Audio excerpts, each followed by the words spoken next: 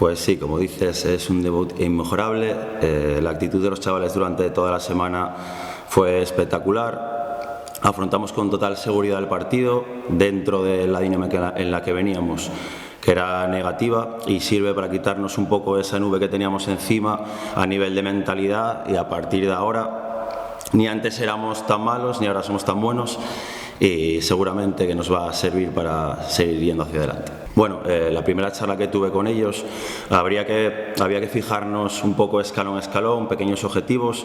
El equipo venía de encajar muchos goles y uno de los objetivos en los que nos enfocamos en el día a día fue mantener un poco la portería a cero, no ser tan vulnerables en ese sentido, y quizá lo más positivo es que hemos demostrado a nuestros competidores directos que el equipo es capaz de competir fuera de casa, de no encajar, y eso al fin y al cabo nos acerca a ganar, que es nuestro objetivo. Bueno, pues de manera muy positiva que se vayan sumando gente a la causa, y además teniendo en cuenta el nivel que tienen.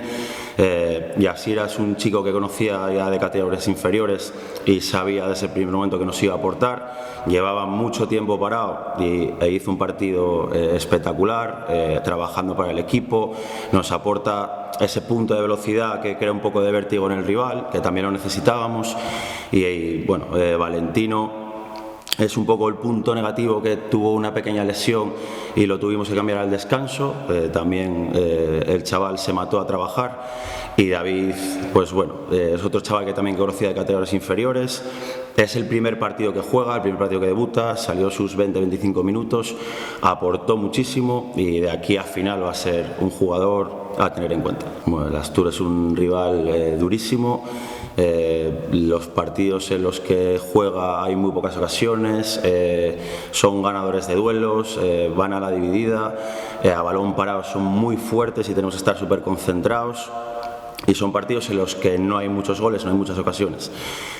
También es cierto que el prisma desde donde ves las cosas, la perspectiva, cambia después de la victoria que nos ha dado confianza, y es un partido en casa donde tenemos que cimentar la permanencia, y vamos a salir a por todas valientes y a ganar.